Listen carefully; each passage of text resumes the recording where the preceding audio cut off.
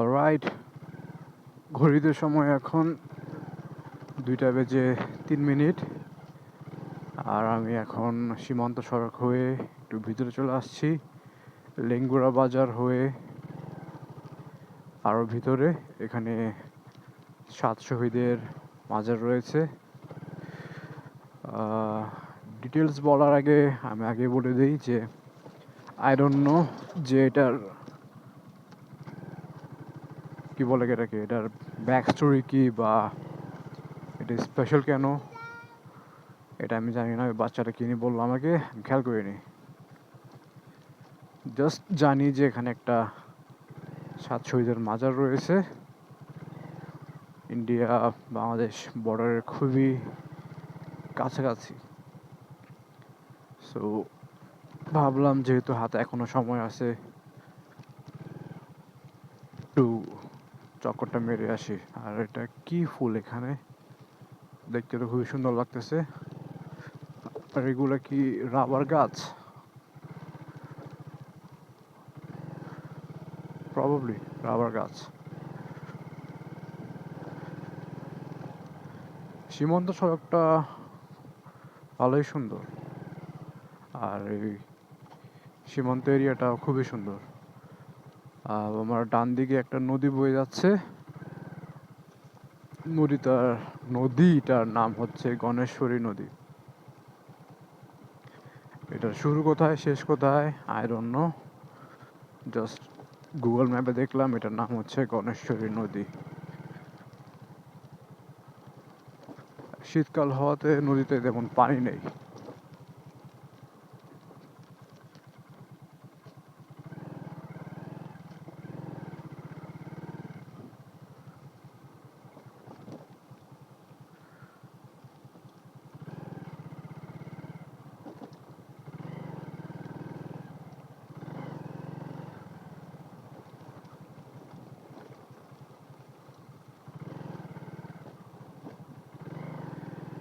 এই জায়গাগুলো তেমন পপুলার না, তাই তেমন টুরিস্ট এখানে আসে না। লোকালরা এখানে যা ঘোরাঘুরি করে।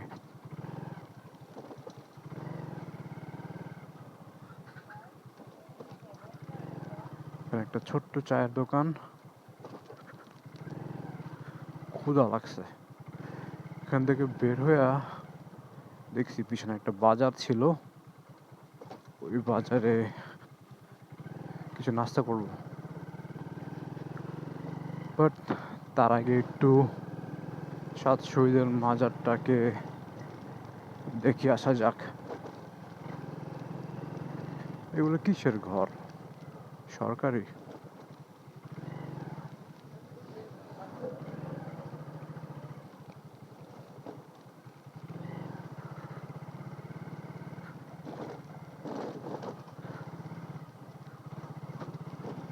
আজকে আমার ভালোই অফার হয়ে গেছে।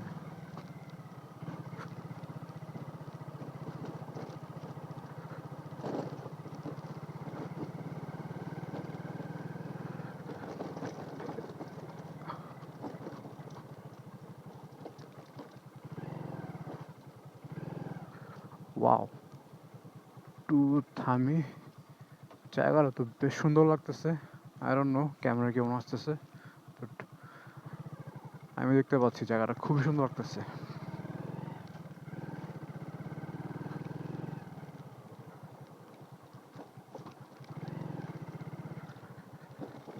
এই ভাঙ্গা রাস্তা তুই কবে শেষ হবি রে?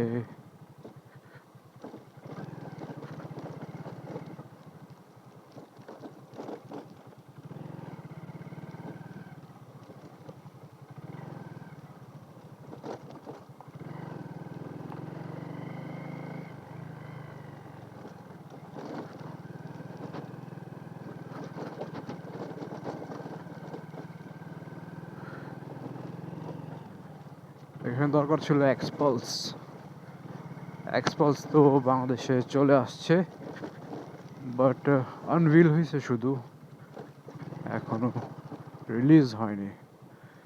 সামনে না মাজার, উত্তর দিল না।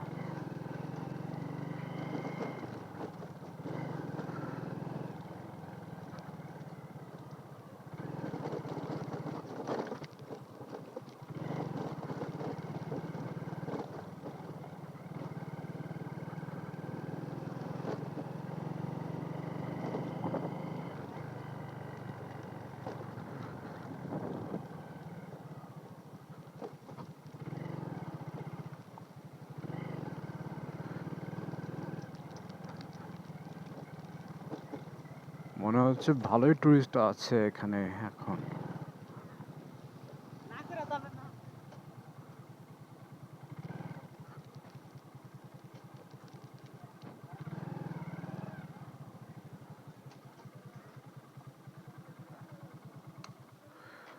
বিজিবি আছে, দেখার আগে ক্যামেরাটা বন্ধ করে দিই। অলরাইট, বাইকটা ওখানে রেখে আমি হেঁটে এখানে আসলাম। এখানে কয়েকটা দোকান দেখতে পাচ্ছি, এখানে ইন্ডিয়ান জিনিসপত্র পাওয়া যাচ্ছে, চকলেট, সাবান, ক্রিম, হাবিজাবি। পাশেই হচ্ছে গণেশ্বরী নদী অ্যান্ড সামনে হচ্ছে সাত শহীদের মাজার। এই হচ্ছে আশেপাশের পরিবেশ।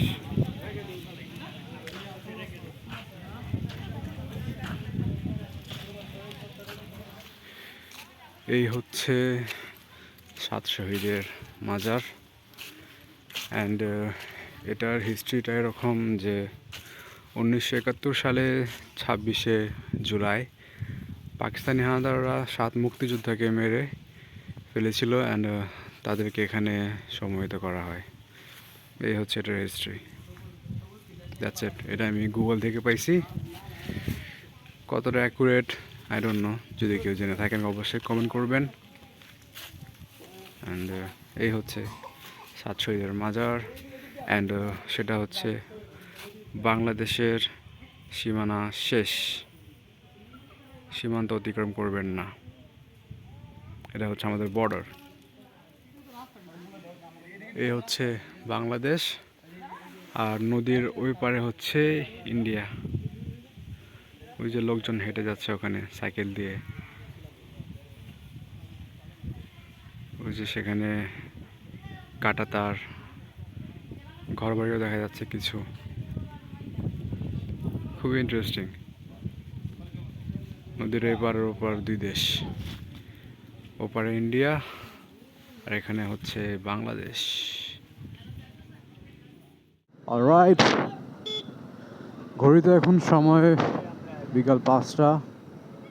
সূর্য অলমোস্ট সেট হয়ে যাচ্ছে অ্যান্ড আর আমি আছি এখন নেত্রকোনা সদর বাস স্ট্যান্ডের এলাকায়।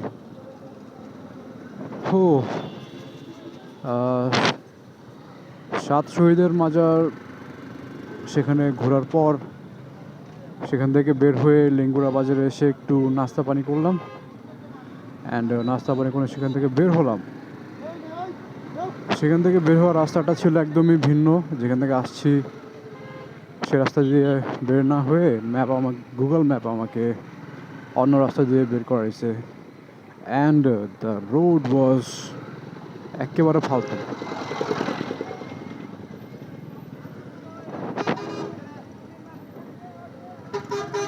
রাস্তা পুরোই ভাঙ্গা। প্রায় লিঙ্গুরা থেকে আমাকে নেত্রকোনা সদর আসতে রাইড করতে হয়েছে প্রায় 40 কিলো মতন, 38 থেকে 40 কিলো অ্যান্ড সময় লাগছে অলমোস্ট ঘন্টাখানিকের বেশি। কতটুকু বেশি তা আমি খেয়াল করিনি, বাট বেশি লাগছে কারণ রাস্তা প্রচুর খারাপ। সো আমার হাত পা, ঘাড়, বডি পেন হয়ে গেছে ভাঙ্গা রাস্তায় রাইড করতে করতে। একটু পর পর যাই ভাঙ্গা, আবার ব্রিজের উপরে যে কানেকশন জায়গাটা সেটা উঁচু, তো বারবার বলডেসারে ধাক্কা লাগতেছে অ্যান্ড আর পুরোই ভাঙ্গা। আমাকে একদম পুরোই স্লো রাইড করে আসতে হয়েছে প্রায় লাস্টের 5-7 কিলোমিটার। তো সব মিলিয়ে এখন পর্যন্ত আমার অবস্থা কাহিল হয়ে গেছে অ্যান্ড সূর্য অস্ত হয়ে গেছে। ভাবছিলাম যে বিকাল শেষ হতে হতে মানে সন্ধ্যার আগে, অন্ধকারের আগে নেত্রকোনা পার হয়ে ময়মনসিংহে ঢুকে পড়বো, কিন্তু সেটা আর হলো না। নেত্রকোনা ক্রস করতে আমাকে আরও 38 কিলো বা 36 কিলো রাইড করতে হবে ব্রহ্মপুত্র ব্রিজ পর্যন্ত।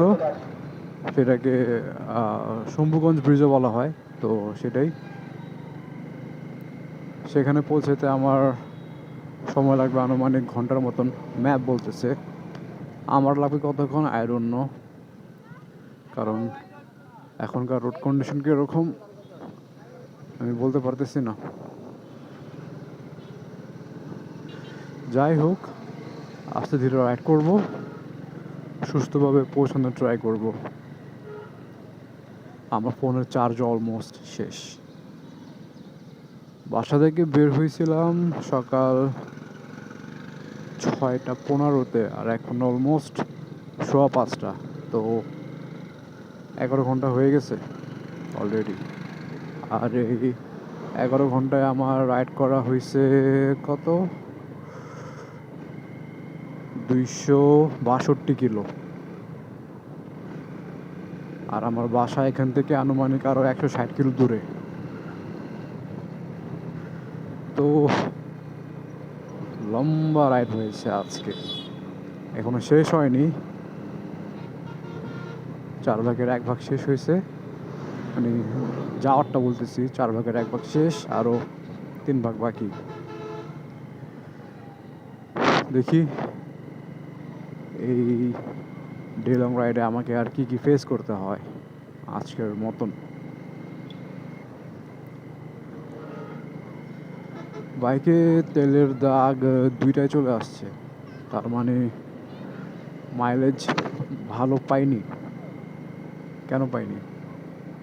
ভালো তো পাওয়ার কথা, তো এমন কেন হলো আই ডোন্ট নো। দেখি কি হয়। পৌঁছে দেখি আবার ফুয়েল লাগে নাকি।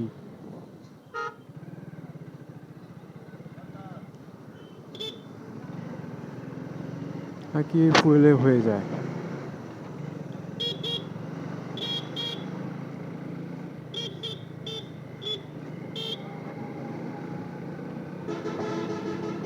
ফুয়েল নিয়েছিলাম 1000 টাকার 8.06 কিলো। আর আমার আগের অল্প কিছু ফুয়েল ছিল, বেশি না, অল্পই, 20 কিলো মতন চলার মতন। অ্যান্ড আনুমানিক টোটাল রাইড হবে 400+। তো যদি এই ফুয়েলের মধ্যে রাইড শেষ করতে পারি তাহলে মাইলেজ মোটামুটি ভালোই পাবো।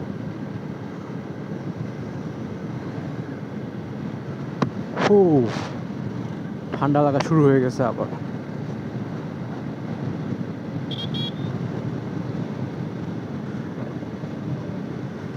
অন্ধকার হওয়া আগে আগে দেখি কতটুক রাইড করতে পারি ভালো করে, স্পিডিং করে, আর কতটুক জায়গা এগোতে পারি জানি না। ও ঠান্ডা লাগতেছে।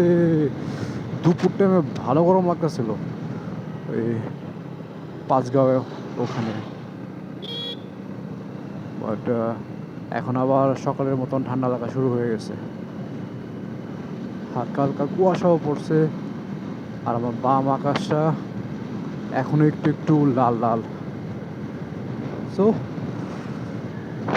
রাইড করি, অ্যান্ড একটু পর অন্ধকার হয়ে যাবে, আর মোবাইলের চার্জও খুবই অল্প। ফোন বন্ধ হয়ে যায় কিনা তারও ভয় আছে। দেখি কি শ্যুট করতে পারি, কি দেখাতে পারি আপনাদেরকে।